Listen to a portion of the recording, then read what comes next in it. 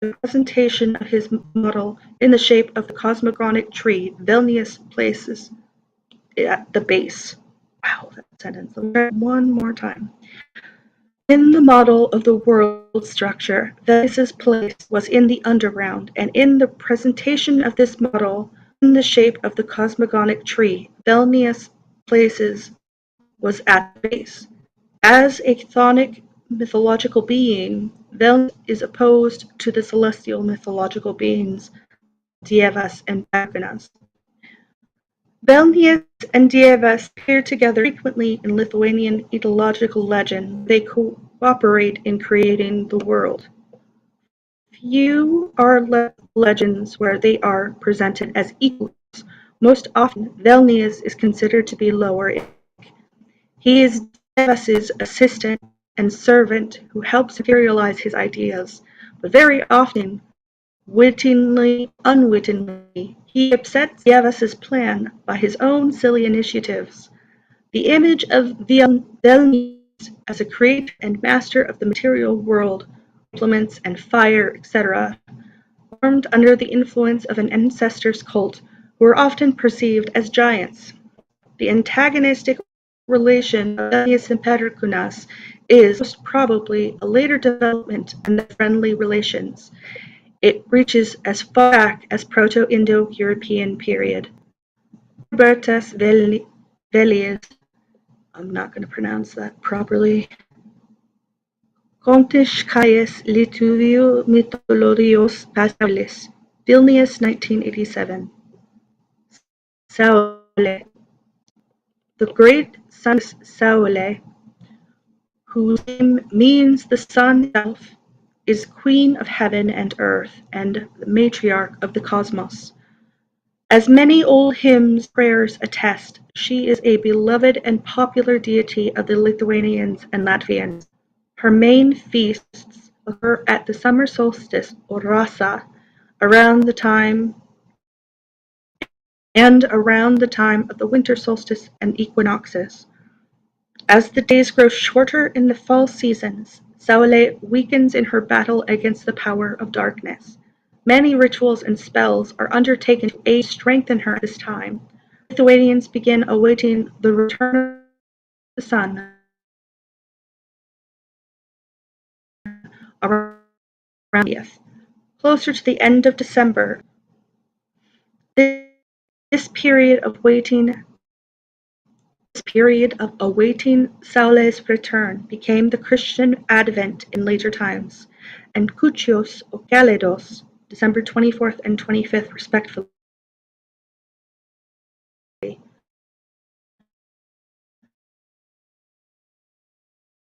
i.e. Christmas Eve and Christmas Day. Saule is often portrayed as a golden-haired woman in a crown. She golden-maned steeds called Ashnivai, or divine twin sons of Dievas, god of the shining sky. Saule has close associations with the sea, into which she sinks at the end of her daily journey to bathe and wash her steeds, and then crosses by boat. By night, she travels through the underworld, shining in her aspect. As the female head of the heavenly family, Saule is the mother of the planets. Note the similarities to the quote, Big Bang Theory, end quote. Among her daughters are Vaivara, Mercury, Jitiri, Mars, Celia, Saturn, Indraya, Jupiter, Aushrine, morning star or Venus, and Gemina, the Earth. Thus, according to some scholars, Lithuanians named the planets during a matriarchal age, i.e., earlier than the Romans. On December 13th, now known as the Feast of Lucia, Saule pauses on her return to dance with her daughters. She also dances at Velikos, Easter, Dionysus or Rasa. Saule was married to Menulis, the moon, but divorced him due to his infidelity with her daughter Aushrine. She scarred his face for this deed.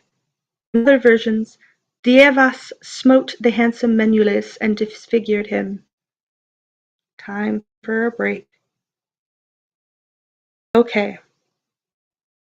This did come up during Perunas's section, and I wanted to address it here for a couple of reasons. So, because Lithuania is part of the Indo-European / Proto-Indo-European culture, they are one of the older versions of the swastika, or it was appropriated from its religious meaning by the Nazis. We know that story, so we don't have to do it very much more than that. As a result of that, in modern Lithuanian art depicting Petronas, and also in some of the older art, there are different Petronas crosses that look a little less like the appropriated swastika that was taken by the Nazis. In some places, it is rounder in shape. In some places, it has a lot more arms that branch off of it to symbolize the way lightning spreads out in the sky. And obviously, with Lithuania being Eastern European, they are not unfamiliar and unaware of the tragedies that happened during World War II. They try very hard to be cognizant of the struggles of the people who were affected by World War II, and at the same time still hold space for their ritual symbols. So if you see in Lithuanian folk art and things like that, if you see this symbol, please don't assume that it is directly associated with anti-Semitism and all of that, yes, because that is not the case and that is not true. Other symbols that are used to better represent Perkunas specifically, but the symbol is also used with Dievas and Saule, if I remember correctly from my own research. In addition to that, as a note and unrelated, as you can see, there's so much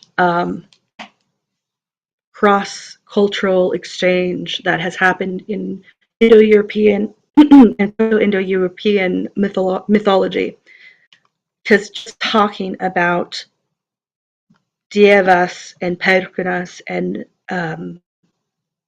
yes, you can hear the parallels with the Scandinavian Thor and Loki and Odin, like almost like direct comparison.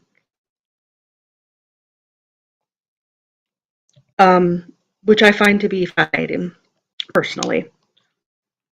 But a lot of stories are not direct copy. Like you can't. It's not a one-to-one comparison. You can definitely tell that based on the way the folk holidays and art and stories, mythological tales, all of that stuff. You can see the similarity and the differences hand in hand, and also even not with Scandinavian, but also with the Greco-Roman gods as well. That is something that the author of the articles in this book frequently bring up. Part of me wants to redeem something, but I don't want your laptop to be angry. Anyway, my guy, it's fine. If there's a little delay, that's okay. That's the whole point of the points is for interaction. So do it. Got about 46 seconds before we pick up where we left off.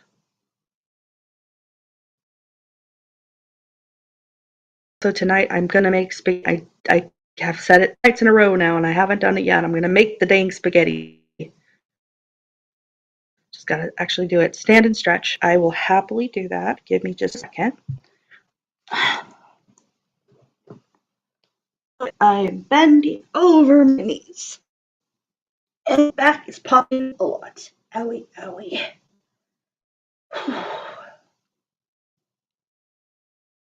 Oh, thank you very much for the stand and stretch. You'll make the spaghetti. Yes, 100%. I love spaghetti. I love pasta marinara. I love pasta alfredo. I love pasta, period, full stop. I'm not supposed to eat a lot of it because of the bariatric surgery that I had last September. So I found some alternative ways to enjoy those flavors, mostly in things like cauliflower with a sauce on it instead, or zucchini noodles and that kind of stuff. But I am allowed to have some whole grain stuff, and there's delightful pasta that I have found at my grocery store is made 100% from soybeans, which is great if you're not allergic to soy, which I'm not. But I have friends who are allergic to soy and are bummed the heck out about it. I've also tried chickpea pasta. The problem with chickpea pasta, it gets a little mushy. You have to eat it really fast, and you have to use a very light sauce. Using a heavy sauce like a ragu or Alfredo bechamel, it just becomes a mushy mess. The soybean pasta, I haven't had the same problems with, and I still want to investigate a couple other pasta alternatives that I found. I just gotta find them because they're not as easily accessible that I'm living in AM. I don't have as many ethnic grocery stores here, so I had to order a lot more stuff. Yes, in case you couldn't tell, food is another special interest of mine. Want me to complete that? If you could, please, Cozy. Thank you. Also, I'm glad to see that you're here. Um, Appreciate it. Let's continue.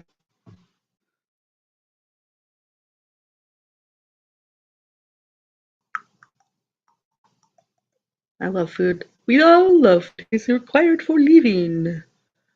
And where I love. Oh, yes. Sale bitch slapping the shit penniless and because he on their daughter. How nice. That's another thing I really, very brief continuation of that thought before I go continue on. So also, as may have been discussed, if you are a mythology person, if you know mythology, if you love mythology, you have to understand that the ick of incest doesn't exist with the gods the same way it does with humanity. The reason that humanity, well, I shouldn't say a reason humanity has ick and considers it a taboo for incest is that you're basically destroying the gene pool. We want to continue the human race. The human race continues because of genetic diversity. As soon as you start interbreeding, you lose that genetic diversity and essentially kill the entire population. You can see this in certain animal species, et cetera. I won't go too deep into it. I'm not a proponent for incest. I want that to be clear. It's not good. But with regards to mythology, the ick is not the same. That's why things like in Greco-Roman mythology, the fact that all of the gods are sisters and brothers and cousins and kids of each other and stuff, it's not a focus in any certain way. Now that that part is done and said and over, I'm going to continue reading because otherwise I feel like I'm digging myself into a weird little hole and I don't want to do that. So let's continue. We can talk about it more in the sprint break. I'd like it to be a discussion. I don't want to just be spouting stuff at people. Anyway, let's go. The sun goddess is associated with the magical smith god Calvis. Comparatives in Latvian being Danaud Calvis and Finnish Marien. No, Ilmarinen. Ilmarinen.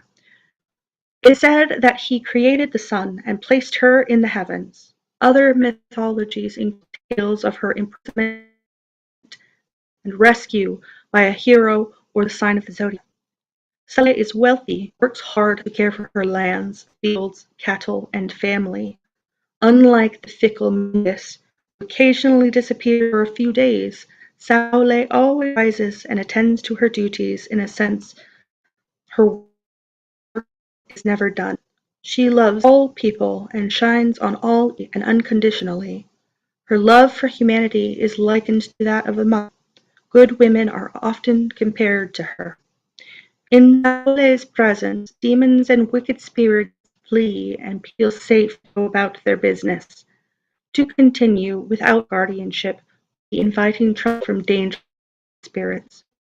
Within Saule's golden, excuse me, Within Saule's garden, situated in the west, are apple trees, bearing their fruit of gold, silver, and diamond.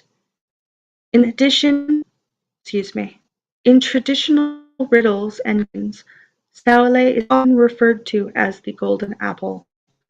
Other associations include fire, horses, žalsai, the plural of Lithuanian žalsit, žaltis, the grass serpent, birds, and trees, in particular the linden tree, roses and daisies, a white cow she-goat at dawn, and a black one as she sets, bees, her sled, and later her multi-wheeled chariot or wagon, her golden boat, burning solar wheels, Saules Medis or the sun tree, and of course solar crosses, which dot the Lithuanian landscape. Saule is connected to the wheel. In Lithuanian, she sometimes is referred to as Ridolele, the rolling sun. In Latvia, there are popular solar songs with the refrain Lego or Lagop, meaning to sway, and Rotat from Rota from Rotat, which roll or hop. Summer solstice mornings, Balts anxiously await the sunrise in order not to miss it, in order not to miss even her first blessed rays. Everyone wanted to see how the sun danced, how it ascended and then descended for a moment, and how it finally shone in various colors. In Latvian songs about such feasts, we find the refrain, the sun dancing on the silver hill. The sun dancing on the silver hill has silver shoes on her feet.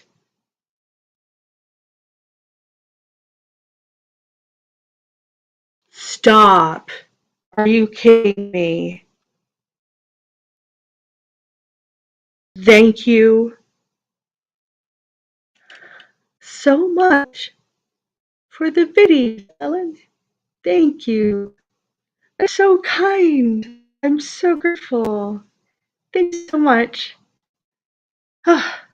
Focus, focus.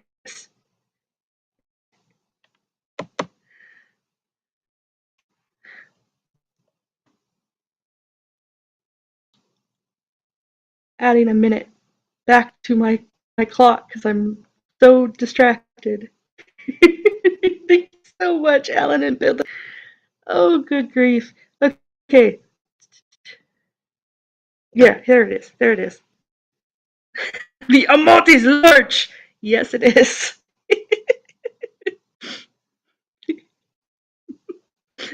Shepherds in Lithuania consider Saule to be their only guardian and have many devotional prayers dedicated to her. Lithuanians address her in the morning as she sets and at the end of harvest with other songs and rites. All spheres of traditional women's work are under her guardianship, as are earthly fecundity, healing, and it is she who is the kankles, a traditional ritual instrument. Saule has been described as the wife of Dievas, or of Perkunas, the mighty thunderer, and also Menelaus the moon. Yet, in the end, she remains the independent and powerful matriarch of heavens and divine inspiration to all single mothers. Besides the Balts, we find many other peoples with female solar deities, as in the Norse, Germanic, Japanese, Hindu, ancient Arab, and numerous native North American cultures, where one does find a contemporary masculine sun, such as Celts, Greeks, and Romans, also finds vestiges of the sun goddesses, myths, and plains. While it is difficult to determine a single simple cause for these differences between cultures, the influence of gender on the most powerful heavenly body on earthly life cannot be underestimated. Aldristanzia, with sources from P. Dundilinie, Letu Kosmologia, Vilnius, 1988, D. Citris, the Lithuanian sun goddess Saule in Romova-USA, 1991, number 4, as well as Maria Imputa, Ancient Symbolism, Lithuanian Folk Art, published Philadelphia, 1958. I'm going to be able to sing these because I don't remember the melody. I'm going to read them like poetry, so bear with me. Beloved son, to Dievas, where so long tarriest thou?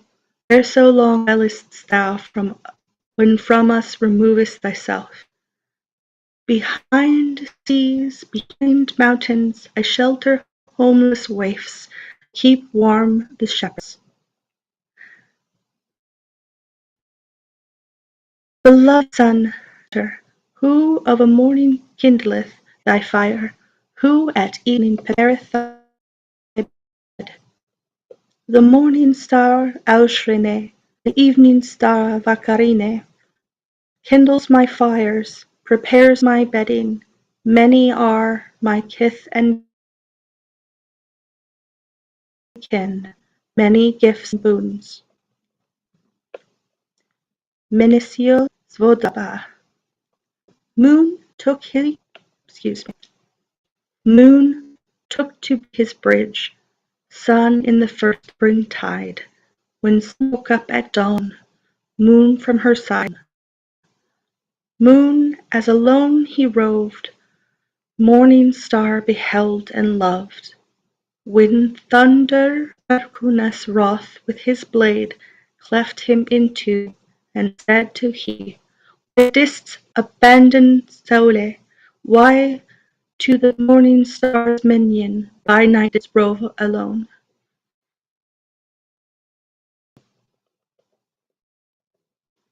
Ludwig Ressa, Dionysos Concert, 1825, with translation by Adrian Patterson in Old Lithuanian Songs, Kaunas, 1939. Žemyna.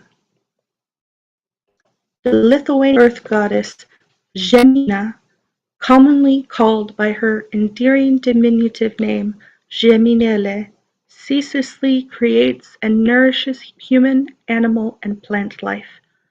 All life arises from her and returns to her. As the mother of all, Žemyna not only gives birth to humans and feeds them, but also bolsters their ability to create new life. Žemyna also imparts health and prosperity. Žemyna has a brother husband, Žemypatis, who specifically protects the farmstead and house. Historical chronicles written by Protestants abundantly note the worship of Žemyna, but rarely provide specific information. Christian missionaries in general loathed the widespread devotion of the Lithuanians to their beloved goddess Žemyna. M. Praetorius, a resident of Klaipėda, wrote an extensive chronicle circa 1690, which includes specific but not exhaustive information on Lithuanian religion. Excerpts are available in the Dalyse Prusy oder Preußische. That's German, I think. Editors W. Pearson, Baron, A. Duckner, 1871. So yes, it is German. Modern scholars have used his record in addition other available sources to describe Lithuanian religion in greater detail. Jonas Ballis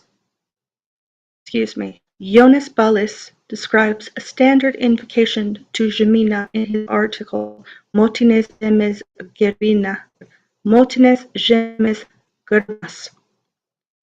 Every major celebration began with an invocation to Žemyna.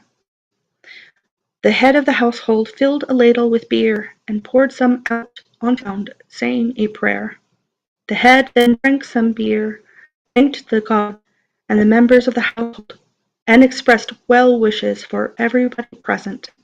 Then he passed the ladle to the next person, who repeated the offering and blessing. Maria Gimbutas, in Language of the Goddess, Unearthing the Hidden Symbols of Western Civilization, San Francisco Harper and Row Publishers, 1989, recounts Pretorius's account of sacrifices that Lithuanians used to perform for Žemyna, a ceremony during which a black suckling pig was offered to the Lithuanian earth goddess Žemyna, was used to be performed as late as the 17th century AD. At this feast, presided over by a priestess, the sacrificed pig was ritually consumed. The priestess then took a portion of the pig together with 3 times 9 pieces of bread to the storage house, where she prayed alone to the goddess. In olden times, many nations used to offer pigs to their earth goddesses.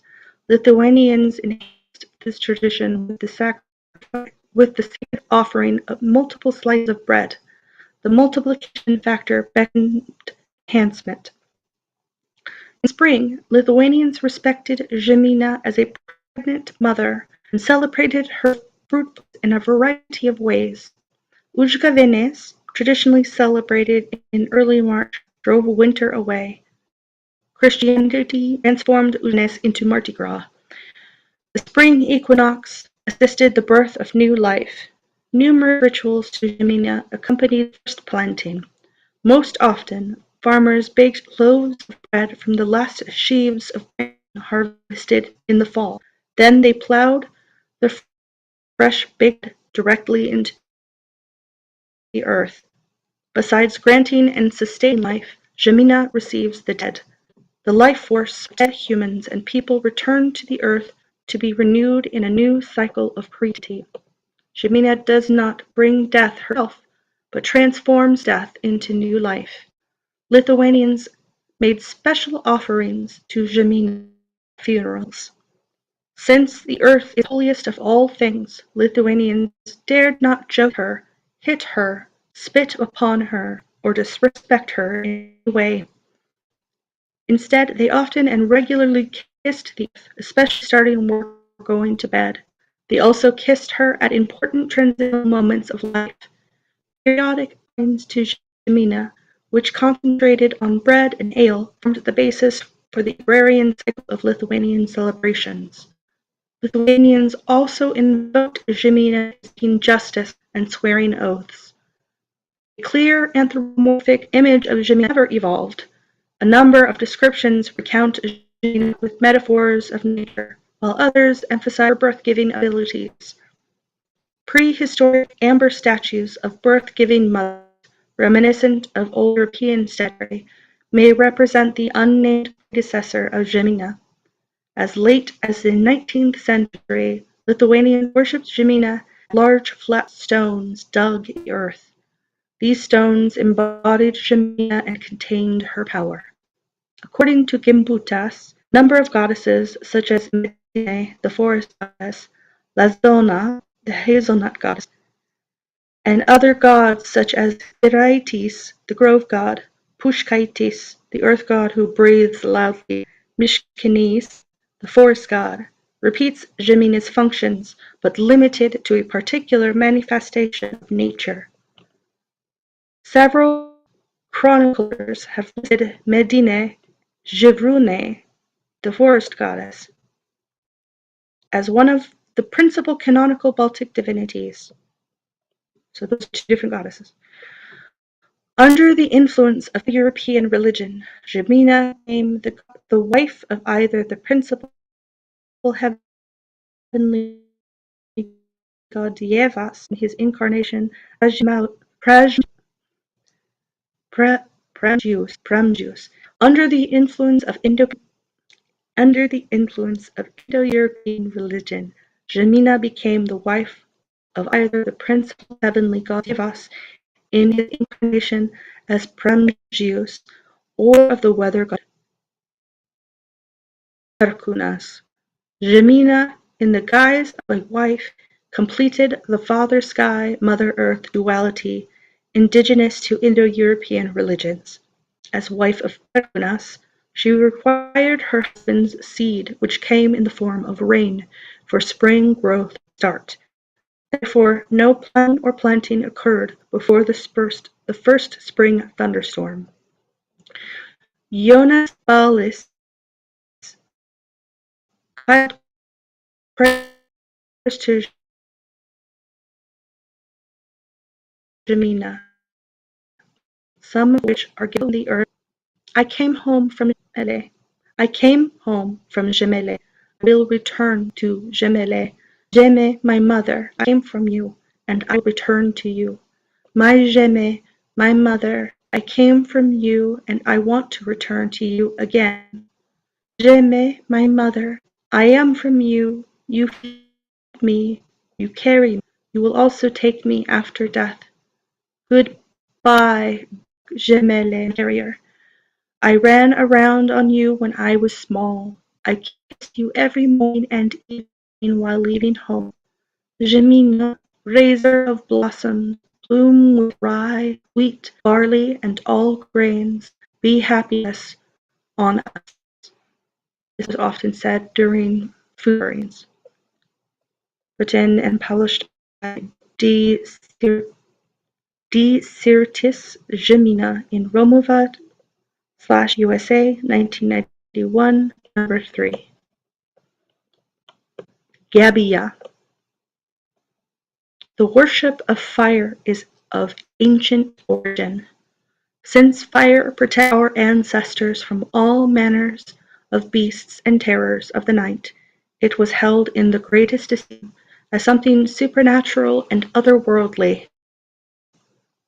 Fire was brought into dwellings, it did not lose its sacredness, and in fact it gained new meaning as the hearth fire that united families, clans, tribes, and later cities.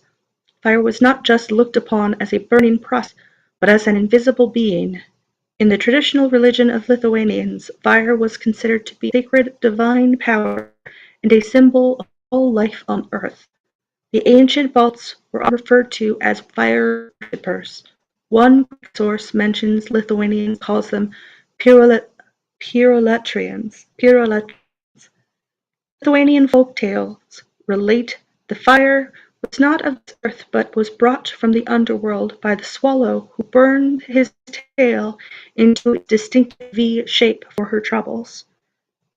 Other sources say fire was brought from the heavens by the great Perkunas during a storm.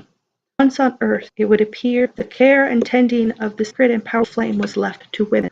Sacred cults of Gabiya, with its prehistoric roots, have survived to our present day. She has evolved through ornithomorphic, zoomorphic as the cat, and anthropomorphic portrayals as a woman clothed in red and sometimes winged. She is tended solely by women, traditionally the head of woman's house or clan. The Stone Age women cared for the cave fire, to the pagan convents of the ancient Baltic land, to the modern women cooking the family meal in her kitchen. The fire goddess cult is historically a rich and varied one. In different early societies, she has been known as Gabiya, Vestia, Vesta, or Rigid. In Lithuania, Gabiya has also been called Ramute, Ungula, Ugni, Peleniudieve as god Ash, and Ponike, lady. With the coming of Christianity, She was also as with the coming of Christianity, she was also known as Saint Agathe. Saint Agatha. But aside from a Christian name, her rites and prayers remain relatively unchanged. The name Gabiya is derived from the verb abgabutsi, to cover up. This refers to the process of putting Gabiya to bed by carefully banking the coals and ashes for the night and uttering prayers that entreat to please stay put and not wander. This was an important duty of the mistress of the home each evening, repeating the prayers taught her by her mother, who would carefully and lovingly cover the coals. To be neglectful or careless in this task would mean disaster for her home and loved ones, for under no circumstances was Gabiya to be treated with disrespect or neglect. If angered, she would, quote, go for a walk, end quote, leaving destruction in her path. Gabiya is fed, quote unquote, traditionally with salt and numerous food offerings. If a bit of salt or food falls into the fire while a woman is cooking, we'll say, Gabiya buk pasotinta, or Gabiya, be satisfied. Evening prayers to Gabiya consisted as thus. Shventa ponke ashteva grayai paladidosu kad nepaktumne Shventa Gabiya buk rami ant vietos giving sumis rabieye Shventa Gabiya. These prayers ask Gabiya to live with us in peace, stay put. It is customary to leave a bowl of clean water by the hearth, in case Gabiya feels inclined to wash. In Ugnele Pasimvad Aitelsk, bathe and be resting, fiery one. Should it be necessary to extinguish flame, it can only be done using clean water. Fire has eyes, thus no impurities can be blown into the flames. Folklore attests to the dire consequences for those who urinate, spit, or stomp on her. Stray coals must be carefully retrieved and placed in the hearth or stove. The hearth fire, focus of all family rituals and rites of passage, with the head woman or elder male presiding. Lithuanians begin each ritual invoking her presence, without which the rites would not be possible. She accepts the sacrifices and acts as a mediator and messenger to deities, as well as healing, protective, and purifying powers documented in many other Indo-European societies. Here is not the reserved passive maiden archetype of Vesta or Hestia. Gabiya is the vital center of each temple, grove, and home. She is the flaming symbol of all that which is truly live on this planet, and dignity and power to be treated with utmost respect. As populations grew, the class of priestesses, the Vidalutes, attended to the sacred eternal flame that burned for the Delta, relieved familial duty in working in pairs. They tended the fire, as well as fed and cared for the sacred serpents, the Jalsis. Today in Lithuania, ritual fires are lit by women. I went over the timer a little bit. This is our fourth stint, so we're having a longer break this time of 10 minutes. 8, 9, 10. Okie doke. Put it here. How's everybody doing?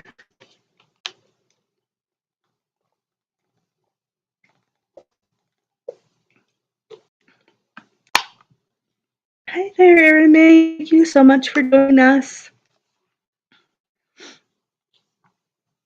Oh.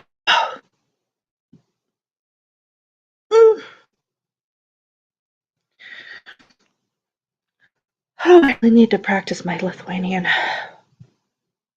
Cozy is eating some pumpkin seeds. That sounds delightful. So good. Watching you on my phone now in bed with some iced tea, says Eddie. That sounds wonderful. I might make some tea now myself. This isn't normally bedtime sounds, but this is when about we probably start preparing for bedtime sounds. How long have we been streaming? 2 hours and 30 minutes. Cool. Feeling good, feeling feisty.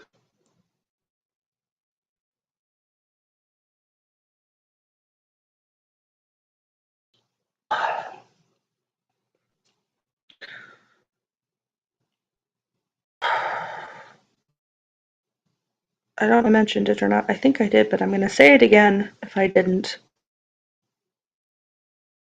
I got a little massager pillow thing. It's not very pillowy, but it's meant to be laid on like a pillow. Specifically meant to massage the neck because my neck has been absolutely in pain for days, and I don't understand why, other than the fact that I'm just sleeping poorly on my pillows, or maybe, possibly, my my CPAP. Oh no, okay, cozy. My CPAP um, straps that hold the CPAP in my face might be too tight or poorly placed. I don't know. I made to go. My internet's going on. I'm on data now. I do have to go. That is okay. That stinks for you that it's being so crappy though. I'm sad to hear that.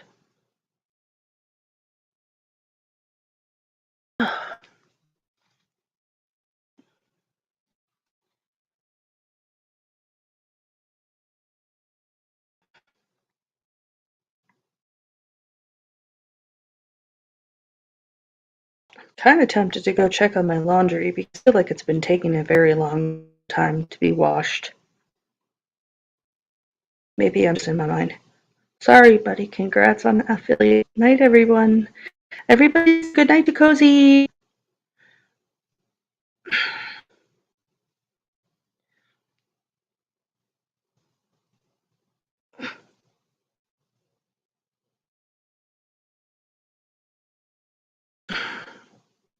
Ah,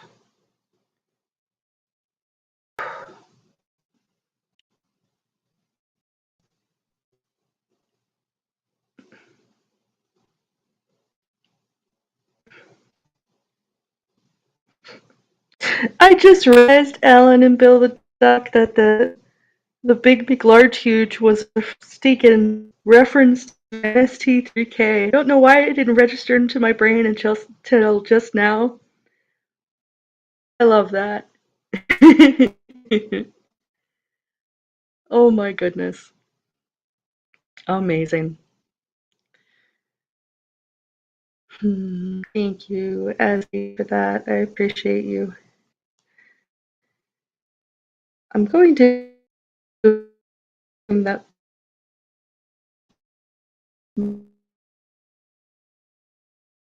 Most everybody is probably just chilling and listening to me as background noise, which, if that's, thank you. And I appreciate to my reward request queue when you guys, if and when you guys decide to do redeems. I am not paying attention to that. So if I do someone come up, I'll see it in stream before I'll see it in the request queue. Mm.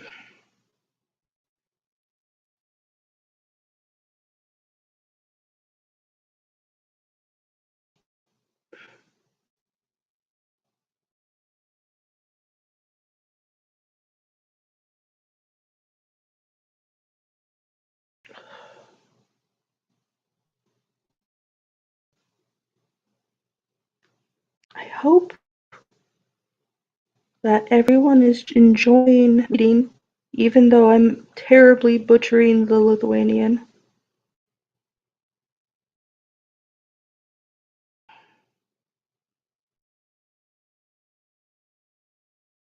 And I think tomorrow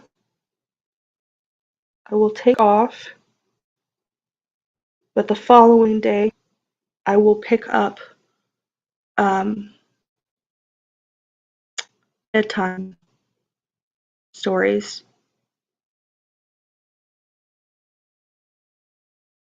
The question becomes, what should I read? Because we finished Peter Pan. We did discuss picking up Wizard of Oz. 20th, still not quite the end of the month of October, so I could possibly read some spooky stories. That is a possibility. I would just have to find something good. I don't want to start a whole large story. Maybe I could find a short Edgar Allan Poe to read, because his works are varying in size. We do love ourselves a little bit of Poe, even if he was slightly, creepy dude in life. I feel like that's what a lot of people say about all the classics. Make uh, we make excuses for crappy behavior.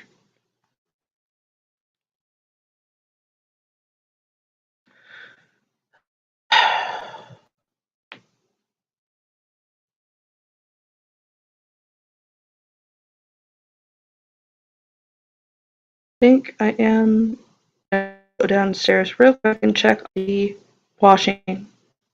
Right back.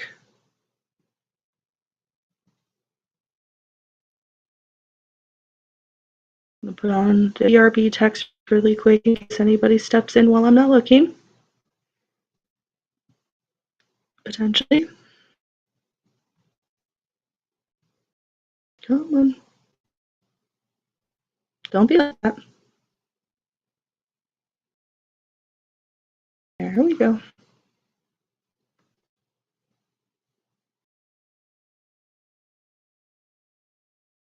Please. Use the clicky mouse rando.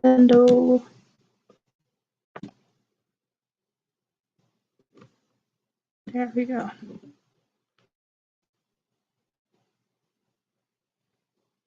Okay. Okay. Be right back.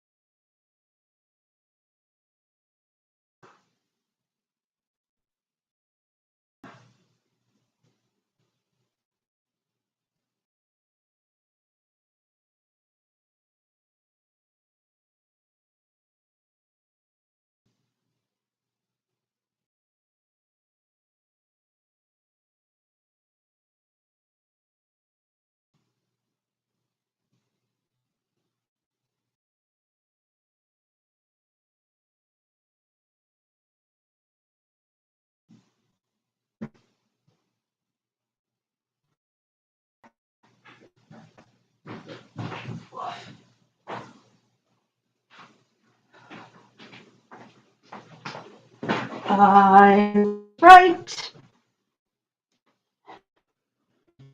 I should have known better.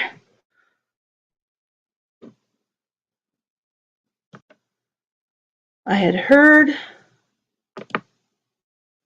that the washing machine got finicky on normal mode, and I was like, dummy, and didn't think to check. Silly, silly, silly, silly me. Okay.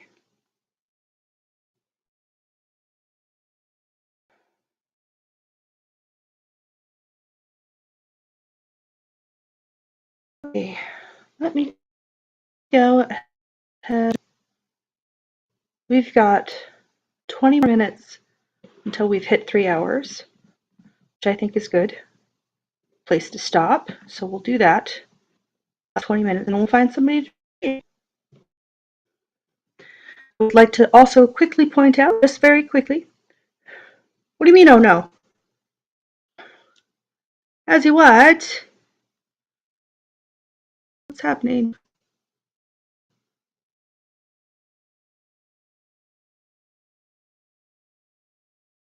Chat delay. My washing machine. Yes, my washing machine is a butthead. Must be not play. Okay, I feel a little better. You gave me a small start. Everything's fine. I'd like to point out really quickly that 2 things. One, if you are enjoying, it is out of print, fortunately. That's part of the reason that I'm reading it out loud.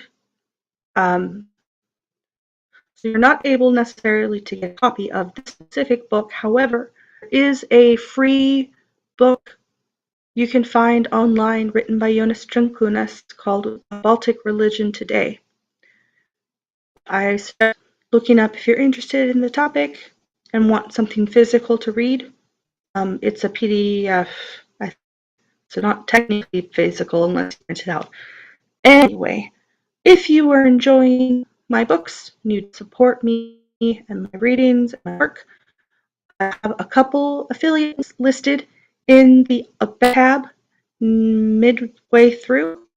If you want to buy any books, you can use those links, and it kicks back a little bit of money to me, and I appreciate that very much. You get a little kickback.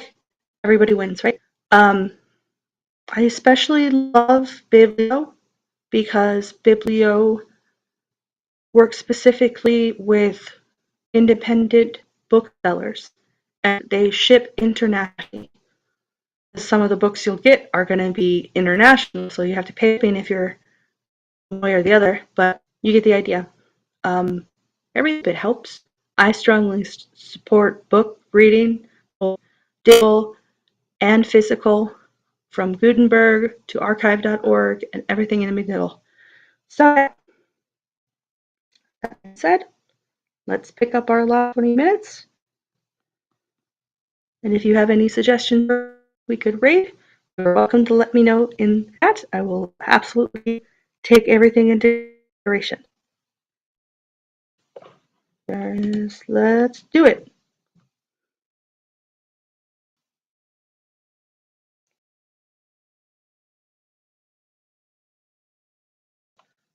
Ragana, image of the goddess, destroyer, and regeneratrix, is colorfully preserved today in the Baltic and Slavic folk tradition.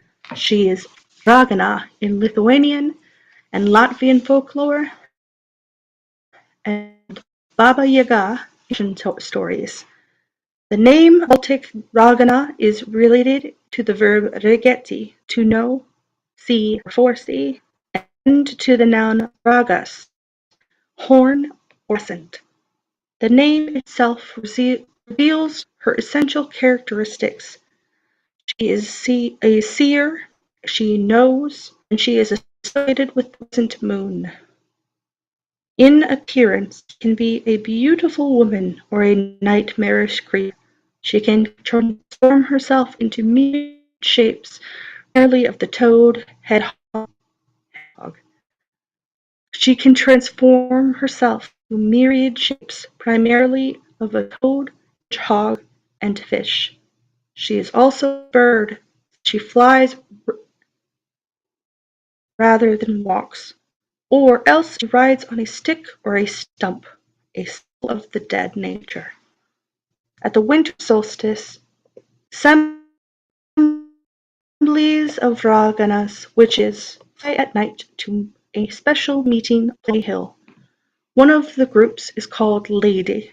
In the winter, Raganas bathe in holes cut into the ice of the frozen lakes or sit in birch trees and comb their long hair. The killer instinct of Ragana manifests itself not in the winter but in the summer, especially when nights are shortest and thrive. She reminds that nature is mortal and that there is no life without death. Thus, she is essentially concerned with regeneration. In the Baltic pantheon, no goddess inspires fear, quite like Ragana, or Rage. She is so called. Her name appears to be rooted in the horn and linked with the horned waxing or waning moons. Maria Gimbutas associates her name with the verb to foresee. In Lithuanian and Latvian, Ragana is synonymous with witch. Whatever the origin of her name, she appears to be pre-Indo-European, whose worship apparently dates back to Neolithic times. Prane Dudeliene remarked that hunters deep in wooded groves first worshipped her, where she was given first offerings of hunt. Ragana is a lunar deity, the goddess of the night, winter, rebirth, death, and regeneration. She is all-knowing and powerful. She has the ability to heal and destroy. She affects the fertility of animals and mankind, controls weather, causes storms and great winds to rise and beat with her magical red wand. She can wreak pain and great misery on humans. For example, she can leave women barren, cause men to be impotent, and dry up the milk of cattle. Her time of triumph occurs at the summer solstice, when all vegetation is at its peak. It is at the time of summer and begins the waning of the year.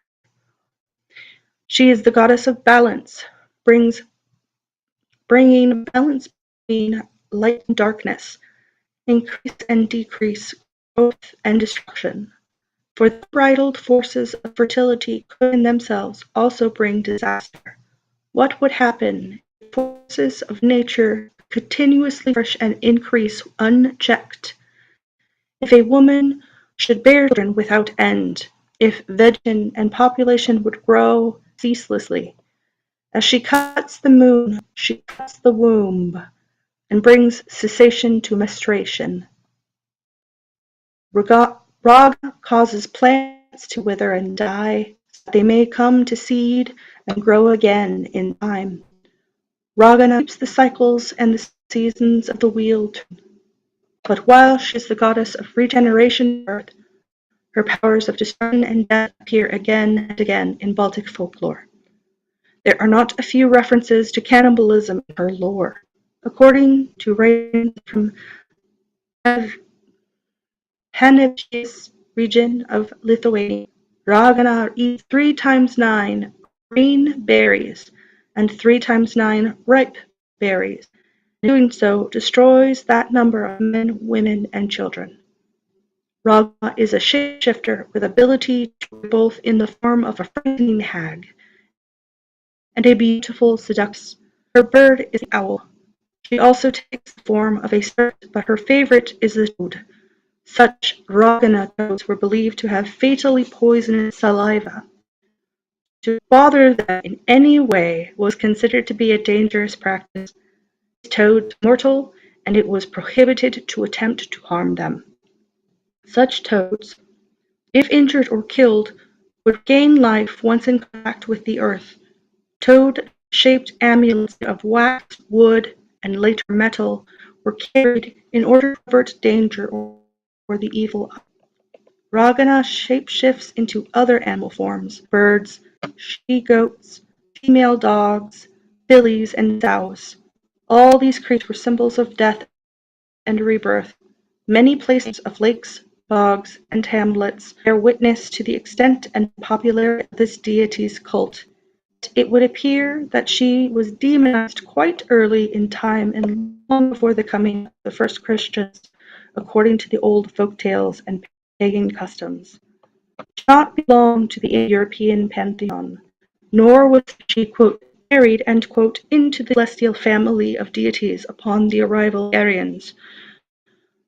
One might guess that she was too powerful a figure, as was her cult. Ra is perhaps a patriarchy's nightmare, a strong matriarchal deity whose power extends even to the sexual performance of men. Her lore is full of tales of the destruction and cannibalization of young males who have come upon her and her handmaiden Raganos. She literally exhausts sexually, then devours them. It seems that her cult involved actions similar to those of the Greek Maenads, the pursuit of a male, his rending into pieces, and eating of his flesh.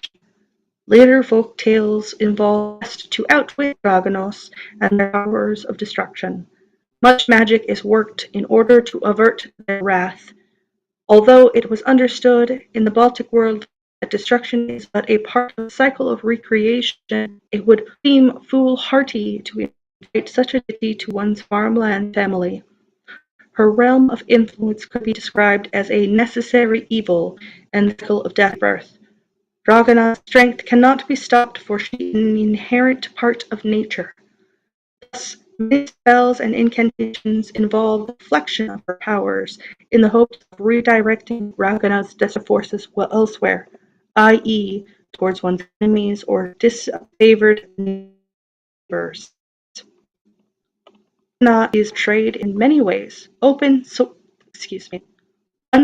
indicates that her earliest statues were made of stone. She is a frightening deity to behold, with teeth like boars and long like nails. Offerings to her include first eggs of spring, animal flesh, sheep's wool, women's hair, cheeses, and butter. But she is best appeased with human blood. In one hand she holds a broad sword, in the other a chalice or goblet, a womb-like symbol of regeneration. Thus it offers death and loss of rebirth, destruction and healing. But it is her negative aspect which has sparked the imaginations of generations and created a much feared demoness and vast lore of witchcraft. So perhaps there is due cause for the spark of dread that the term witch inspires. For even in pagan times, the Ragana was feared. Thus, at least in Baltic tradition, there is no such thing as a quote, white end quote, witch.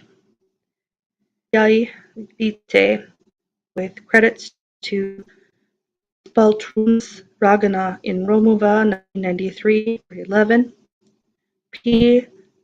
Juliane, Sivnoves Vilieu, Mythologia y Religia, Vilnius 1990, and M. Gimbutas Balta Prashistorninas Laikas, Vilnius 1985.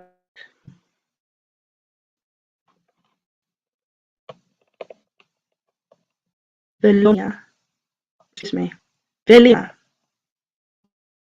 Velion in Latvian Velmate, was the goddess of dead, or the Veles. Little is known about her. In the town Veliona on the Numinas River east of Kelmis, the church was built on top of the famous temple dedicated to the goddess Veliona. Veliona is a chthonic goddess who watches over the waters, the earth, the underworld, and the riches in the locations. According to Indo-European cosmology, the shades of the dead reside in the underworld.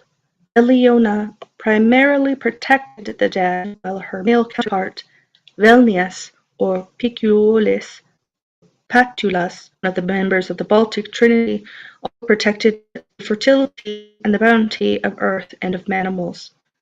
Some legends about Lithuanian warriors indicate that Veliona receives those who die in battle, usually protecting Lithuania from the invading Christian crusaders.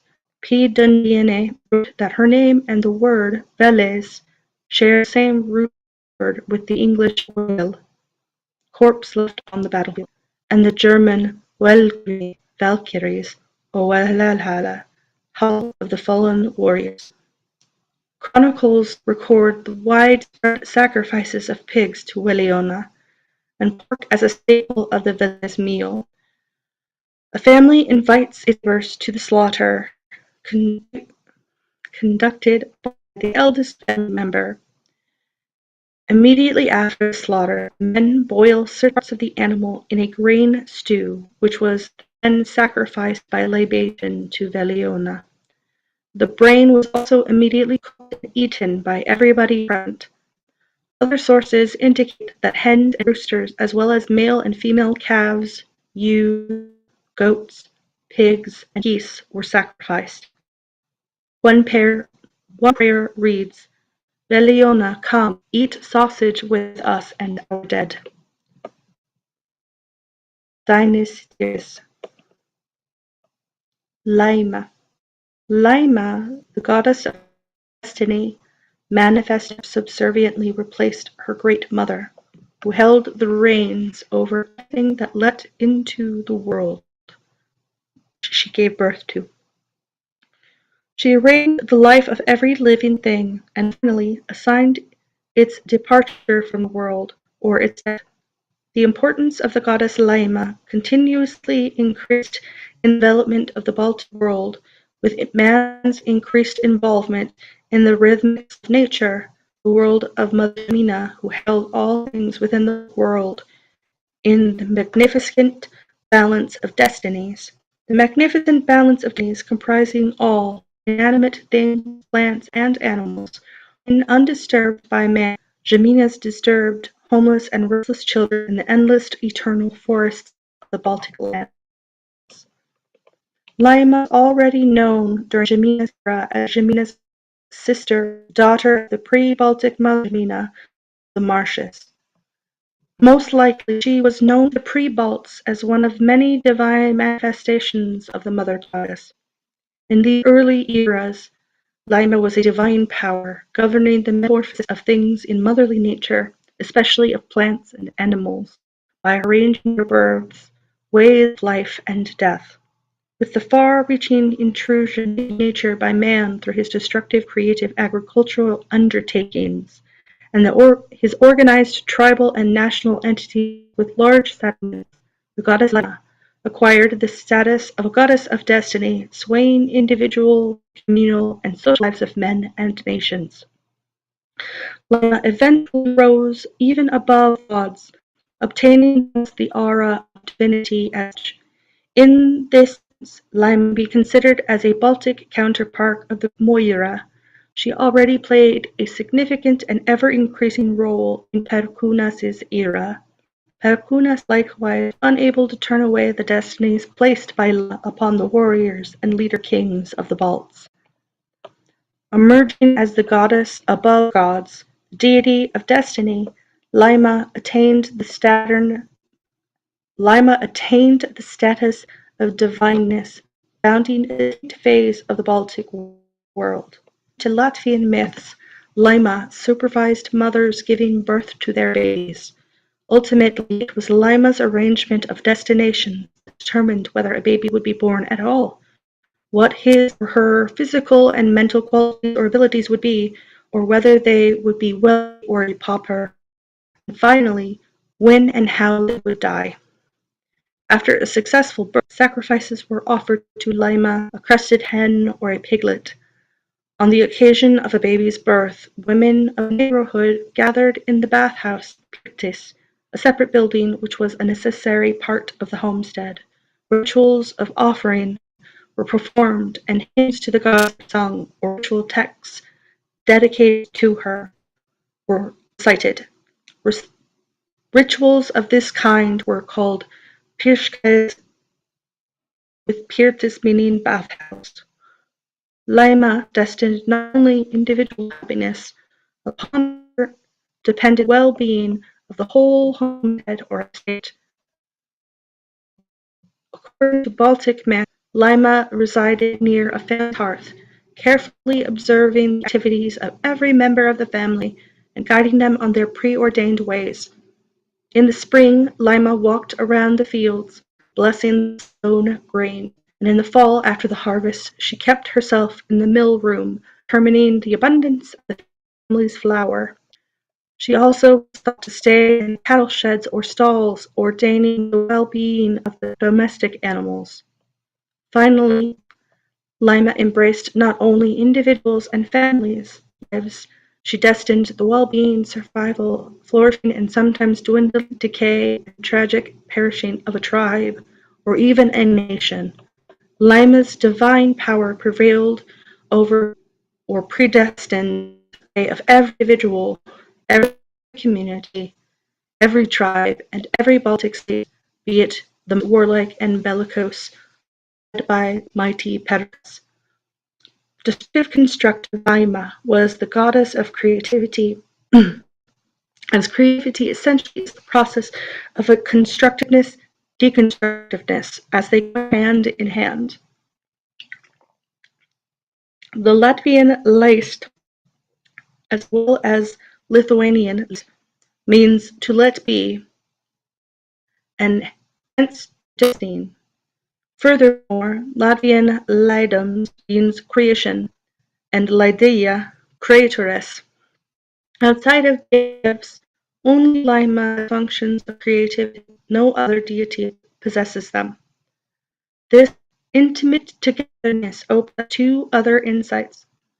Lima, as goddess of destiny, is sovereign in her resolution. She not only discusses various problems with Devas, but also disputes with him and maintains her opposing resolution.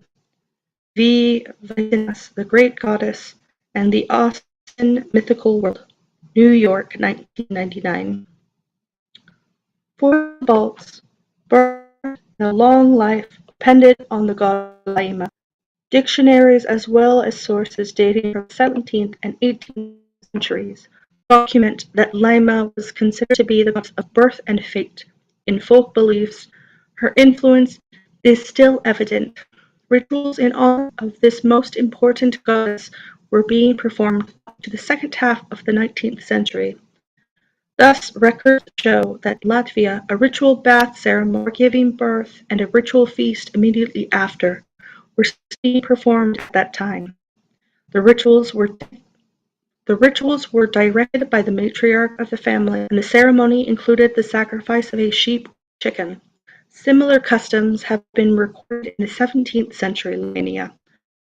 The traditional sacrifice of chicken, which had to be killed by a ladle, only women took part in this ceremony. The birth mother made an offering of a towel, a sash, or a vest. These items were handed to the keeper of the sauna, the pirte. Interestingly, the birth mother was called a bear. This practice could hail from Paleolithic times. A woman who was about to give birth was imagined to take on some aspect of a goddess. Laima is an all-knowing goddess. Old Lithuanian, the Lord Linde, has many meanings associated with knowledge. It meant not only luck, laime, and fate, lens. The verb derived from it could mean to know, to decide, and to determine. Laima can appear as a single goddess or as a trinity. The three Laimos represent different aspects of fate. Thus, at the time of birth, one determines that the child will live, the other determines that it will in time die, the third, the years of life have been accorded. This polity seems to symbolize the relativity of fate. The life of a person is spun out like a the body is likened to a spinner's spool over which the thread is wound. Once the spool is full, life is terminated. The Laimos are weavers as well as spinners. They can also disrupt or sever the thread of life. As the goddess of fate, Laima can assume the form of a cuckoo. In this incarnation, she calls out prophecy about luck or misfortune. All times she can appear as three birds, thus in songs we find, "Oh, and the three cuckoo birds flew up middle of a dark night." Songs also mention a golden stool. As she sat on the green birch tree, as she reclined on the golden stool, she was embroidering a silk scarf, playing with golden balls. Laima can determine not only the direction of life, but material bounty as well. Thus in the old Prussian language, The word limes designates bounty, richness, and in Latvian the word lime means rich. In this guise, she takes the form of a swan, a duck, or a lamb. If she is caught while in the form of a swan, she can turn into a woman. The one who marries her becomes very rich. If one acquires a lamb, which is the incarnation of Laima, it will also bring untold richness and a happy life. The early Lithuanians used to sacrifice lambs in front of sacred stones. This practice is probably of great antiquity. Researchers of prehistoric times have established that the ram was the beast of the bird goddess. Traces of the Laima imagery can be found in other secondary gods.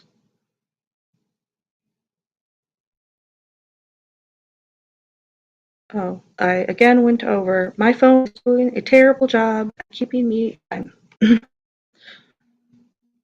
I will pick up with line next time.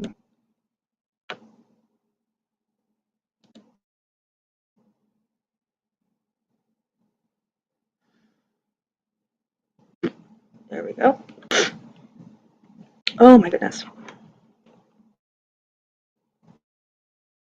Thank you all again so very much for coming in today and joining me. I don't know why the ad didn't work. There should have been ads, but apparently never happened. That's fine. I'll tweak that for later. Anyway, let us see who we can raid. Thank you, Azzy. I do have the raid call.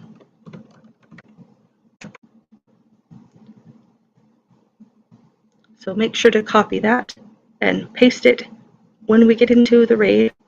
I want to once again go down the list and say some thank you to everyone.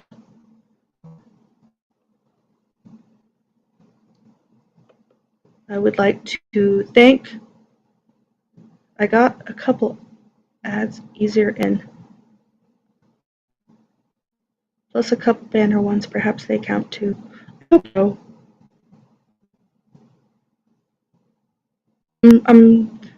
Yeah, I don't know why, I don't know what happened, but I hope that helps. Got a couple ads earlier on. Maybe that's why. I'll have to fiddle with it and see. I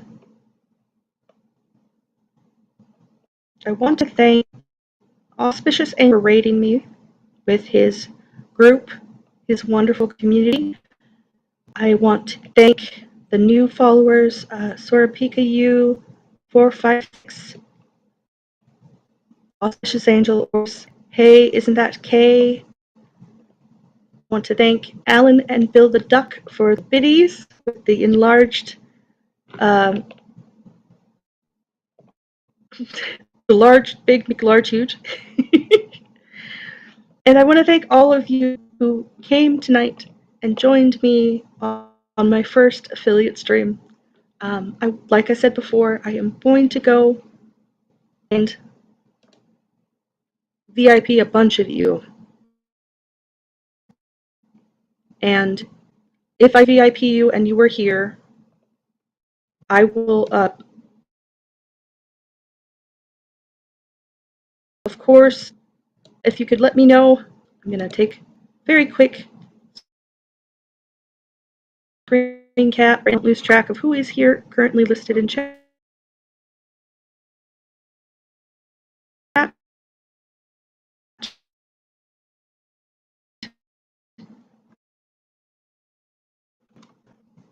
Bear with me. There we go. Probably a little lag, forgive me.